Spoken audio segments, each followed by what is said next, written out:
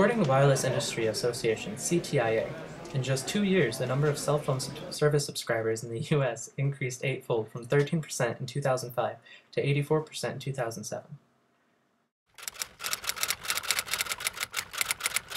How many cell phones are usually in your household? At least 4. How many of your friends have cell phones? Each of my friends don't have cell phones. So all of your friends have cell phones? Pretty much. Who do you use your cell phone most?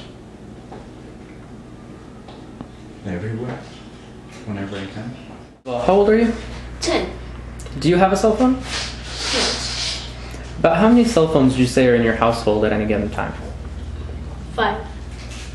How many cell phones are on your phone plan? 6. How many of your friends would you say have cell phones? All my friends but one. So only one of your friends doesn't have a cell phone? Yes. About how many hours a day do you use your cell phone for talking? Talking? Mm-hmm. Maybe an hour. I don't know. How many hours a day do you spend talking on your phone? Not much, maybe at least an hour just talking. Talking on the phone? Maybe 2 hours. How many hours a day do you spend talking on your cell phone? Say 6 or 7. How many texts do you think you would send in a day? Well, my inbox gets full at about 300, and I erase it like 4, maybe 5 times a day. 300.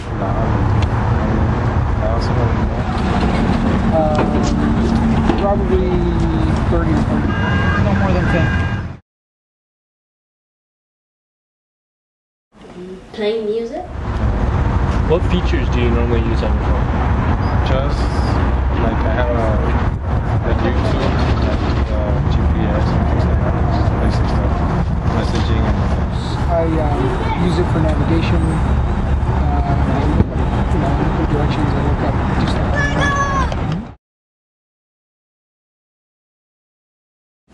that. Have you ever heard of the word nomophobia? No. No. Do you know what the term nomophobia means? Nomophobia?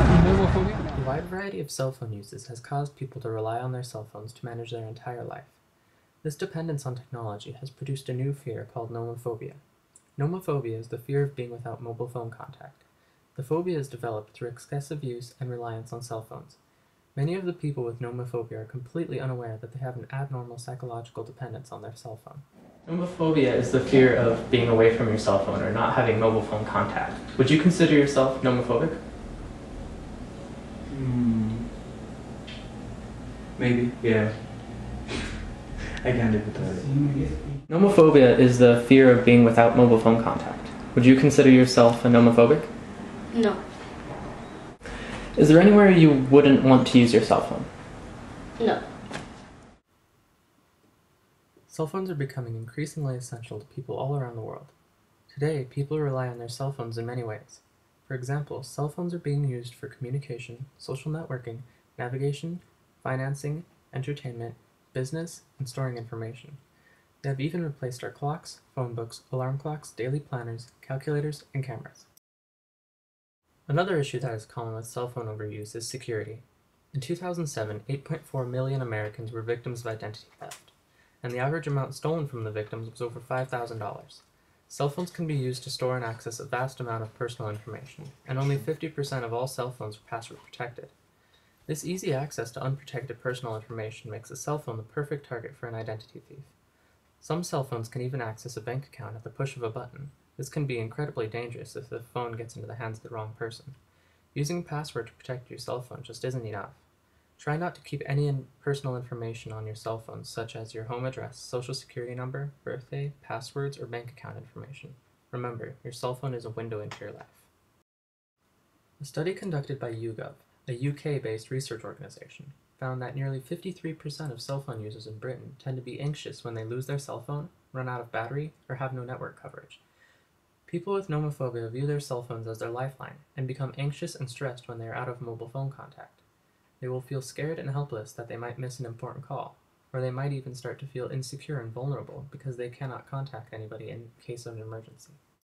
Cell phone overuse can also cause health problems.